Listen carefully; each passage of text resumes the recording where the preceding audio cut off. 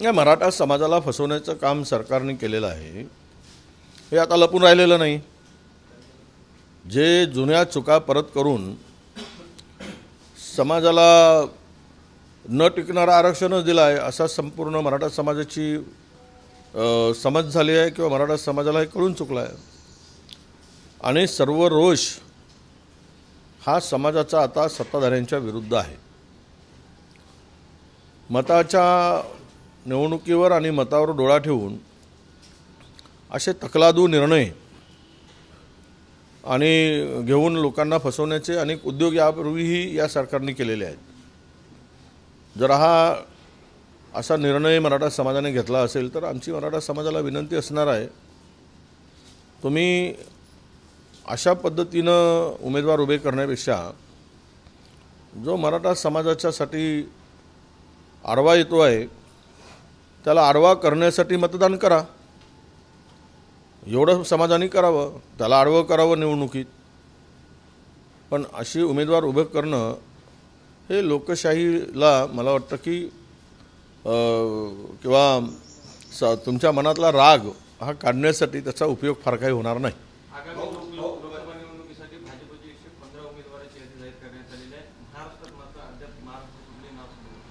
नाही, त्यामध्ये महाराष्ट्रातली यादी जाहीर यासाठीच होत नाही आहे की शिंदे आणि पवार, अजित पवार यांना आता 2-2 जागा द्यायच्या की 3-3 जागा द्यायच्या की जास्तीत जास्त 4 द्यायच्या यावर अजून फायनल झालेलं नाही। ते 4-4 जागा फायनल होतील त्यावेळेस मला वाटतं की महाराष्ट्राची यादी जाहीर होईल। वंचित बहुजन आघाडीनं आव्हान केलेलं आहे, आंबेडकरांनी ट्विट केलं तशा प्रकारे की महाविकास आघाडीसोबत अजून कुठलीच चर्चा झाली नाही, त्यामुळे कुठल्याही कार्यक्रमाला कार्यकर्त्यांनी पक्षाचा आदेश असल्याशिवाय जाऊ नये।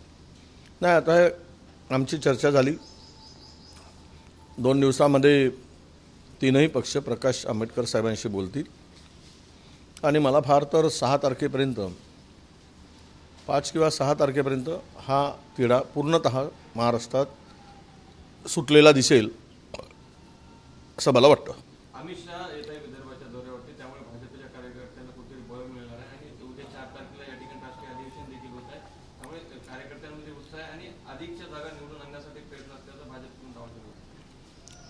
त्या पक्षाचा नेता येतो त्यावेळेस ते पक्षाचा दावा होणारच।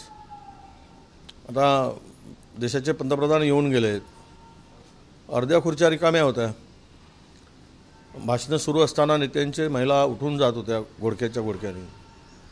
त्यामुळे आता विश्वासार्हता किती आहे आणि विदर्भीय जनता ही काँग्रेसच्या पाठीमागे सदैव उभी राहणारी आहे। त्यामुळे नेते येतात जातात, त्यामुळे बळ वगैरे काय मिळते, जनतेने बळ दिलं पाहिजेत, कार्यकर्त्याला बळ मिळून उपयोग काय।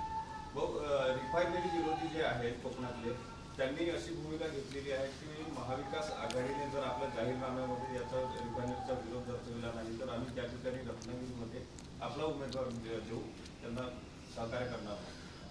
ते आम्ही वाचलेलं आहे त्यांचं म्हणणं, त्यावर आम्ही महाविकास आघाडीमध्ये चर्चा करू आणि ज्यावेळेस जाहीरनामा होईल त्यावेळेस त्याचा विचार केला जाईल। उद्याच्या मेळाव्याचं 1 लाख कार्यकर्ते युवा मोर्चाचे येणार आहेत, उद्याच्या कार्यक्रमाचा काही इफेक्ट पडेल आगामी? असं आहे, लोकांना वेटीस धरून एस टी महामंडळाच्या आणि खाजगी गाड्या किरायाच्या आणून मेळावा केला तर तो कार्यकर्त्यांना बळ देणारा असतो की लोकांना वेटीस धरणारा असतो याचा निर्णय मतदानात होईल।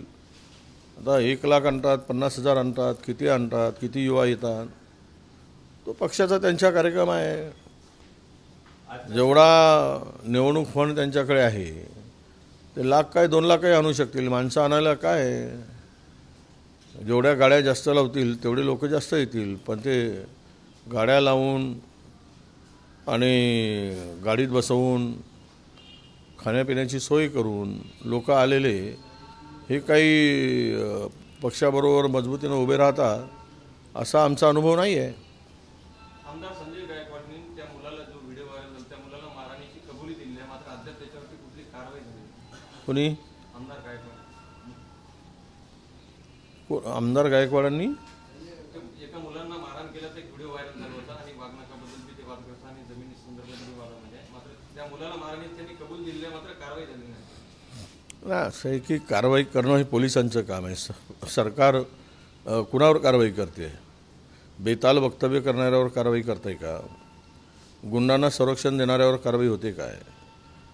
आता राज्यातील प्रमुखांच्याकडे, उपप्रमुखाकडे सर्रास गुंड येऊन आरती करतात गणपतीची, मंत्रालयात फिरतात, रील काढतात, खून करतात, बेताल वक्तव्य करतात, महिलांचा अपमान होईल असं वक्तव्य करतात, माईकवरून जिवंत ठार मारण्याची धमकी देतात, तुला चोप दिल्याशिवाय राहणार नाही असंही वक्तव्य करतात. हे सगळं सत्ता आणि सत्तेतून आलेली जी पैसा आणि मस्ती आहे त्याचं ते प्रतीक आहे. आणि त्यामुळं कारवाईची अपेक्षा करणं या सरकारकडून किती अन्याय झाला तरी ते गैरच आहे असं मला वाटतं आता. कारण या सरकारची एकूणच परिस्थिती, एकाने कारवाई करायला सुरुवात केली की दुसरा फोन करतो, थांबवतो, आणि दुसऱ्यांनी फोन केला की तो थांबतो, मग तिसऱ्याचा फोन येतो, तुम्ही कारवाई करा. त्यावेळेस हे सगळा यंत्रणा, पोलीस प्रशासन हे फार द्विधा मनस्थितीत असतात की आम्ही कोणाचं ऐकायचं, यांचं ऐकू की त्यांचं ऐकू, कोणाला नाराज करू. यामुळं राज्य पूर्णतः कायदा सुव्यवस्था असेल किंवा जनतेची कामं असतील किंवा जिथे न्यायाची अपेक्षा असेल तिथे हे राज्य आता कुठेही लोकांच्या उपयोगी पडेल असं राहिलेलं नाही. धन्यवाद. एबीपी माझा, उघडा डोळे बघा नीट.